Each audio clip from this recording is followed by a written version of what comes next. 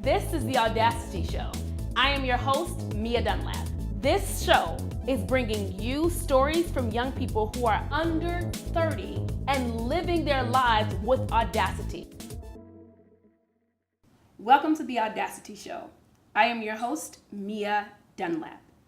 I am sitting with a miracle. Lia Holman is living in direct defiance to what doctors believed about her. Let's hear from her. How many times will you experience, Lia, feeling like, wow, this is me?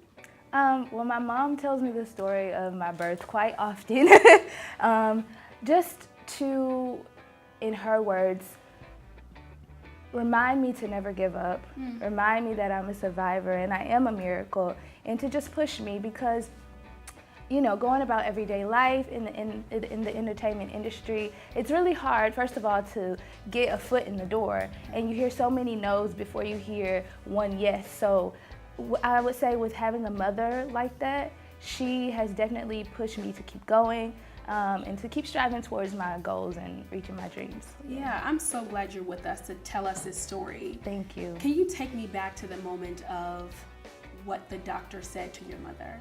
Okay, so around November. I was born in November, but I was supposed to be born December 15th. So I was about a month premature. The doctors told my mother that I was going to have underdeveloped legs, I wasn't going to be able to walk. I was going to have underdeveloped lungs, which means I was going to have to be on a breathing mechanism or something of that nature. But my mother said, no, I believe in a higher power. I have to stop you right there. I know you're saying that all of these things are going to be wrong with my child, but I don't believe that. I believe in a higher power. So she faithed me to health, I believe. I did have to go into the NICU and I did have jaundice. I had to have a couple of steroid shots, but other than that, I was able to walk. I was able to breathe on my own. And I was a happy baby. So. Wow. Yes. I'm trying to imagine you being 5 and 10 and 15 and hearing the story of your birth at different stages in your life. What is that? What did it feel like to hear those stories? Well, I don't know if I quite remember how I felt at 5, but I did remember asking my mom about the story, how did I react the first time you told me that story? Because she definitely like I said earlier, tells me a lot.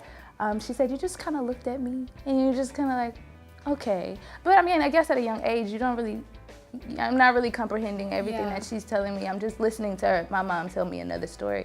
But as I got older and as I'm getting older, I really just realized that, first of all, I'm so thankful for her, for telling me that story because, as I stated earlier, everybody has hard times. Everybody has times where they don't feel their best. Everybody has times where you feel like maybe giving up. But when I look back and I think about that story and I speak with my mom, I just realize that I'm here for a reason and I have a purpose, and I feel like everyone has a purpose. So I can use that experience as fuel to go to push myself to the next level.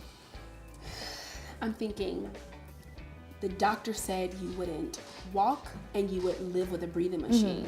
What are you doing now? I'm walking and I'm breathing on my own. And you're actually running and singing. Yes. So I did run. I did a long high jump and hurdles in high school. But now I'm singing, recording music. What do you sing about? I sing about life. I find myself writing about, situations that I might be going through at that moment or that I have gone through, or situations that other people have told me about. So, and other people have shared their situations with me. So I pull from other people's lives and situations and just write about that. I'm really more so a writer who also more so on the producing side. I love to come up with melodies. I love to come up with the tracks to the words, as well, yeah. So what do you believe is next for you, Miss Lia Holman? Well, I'm working on original music, and I was I know we spoke about what my musical style was. Yeah. So my original music is it's influenced by a lot of different genres because I grew up listening to all types of music, and I give those props to my dad because he's just a person who loves everybody and all things and all music. And I think I got my love for music from my dad. You know, that's our thing. We listen to music. Yeah. And my mom too, she's more like a rock and roll fan. So I just pull from different genres of music. But me specifically, for my specific music, I'm working on mixing trap music with classical music. Okay. So I did go to NYU and study classical voice. So I am a trained opera singer, but I also love rap. I love trap. I love, all facets of the culture. Right. So I am working on that. And along with my other original music. Oh, got it. Okay. Yeah. So you're singing, you're teaching through Yes. performing arts. Yes. You are a miracle. What are the 3 biggest lessons that you've learned in your life?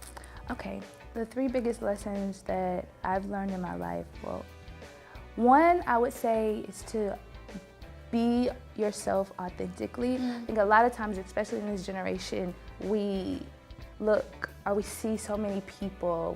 We're constantly flooded with other people's achievements and other people's definitions of success, and it gets really hard, especially for younger children, to be themselves. And I think nobody can do you like you do you. You can do you, and we already have, like, if you take, you say, we had Whitney Houston. I'm just gonna use singers. We had Whitney Houston. Yeah. We have Beyonce. We had Michael Jackson. We had Bruno Mars. We have Shania Twain. We had Kathleen Battle. And I'm going into different genres, because people listen to different things. But at the end of the day, they are them, and you were put here for a reason, and your purpose is specific to who you are and what you have to offer the world. And I think when you try to be anybody else, it's not gonna work. Got it. So one is be authentic. One is be authentic, be yourself. And the other thing I think is stay focused on your goal. It's really hard to get sidetracked. But one thing I've learned is that if you set a goal and you stay focused and you just take it step by step by step by step by step, you will eventually get to your goal. You will reach your goal. And the other is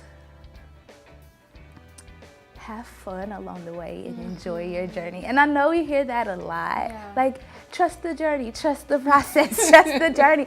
But that's really something that a lot of people have had to learn, because on this journey you have so many things that are coming at you. But I really believe that if you just stay the course, it'll happen for you, whatever that is. And I know sometimes life throws, we set a specific goal that we want to get to, and it may not happen the way we want it to happen, but the way I feel God intends for it to happen, it will happen, Like divine order. Divine order. Like not trusting your own, not leaning to your own understanding, but leaning to God's understanding. And I'm very spiritual, so leaning on God's understanding. So taking that, I'm gonna do some sentence starters. Okay. I just want you to finish the statements for me. Okay. God is. God is love. God is love. God is protection. God is strength. I am learning. I am exploring. I am accepting, and I am loving. I deeply believe. I deeply believe in being true to yourself. I have the audacity to. I have the audacity to live, and to dream, and to soar. Yes. I just want to say thank you, thank you, thank you, Thank Lia. you for having me. Thank you for tuning in and listening to what a miracle is and looking at the miracle that is Lia Holman. Please tune in next week. We can't wait to have you. This is the Audacity Show, and I am your host, Mia Dunlap. See you next week.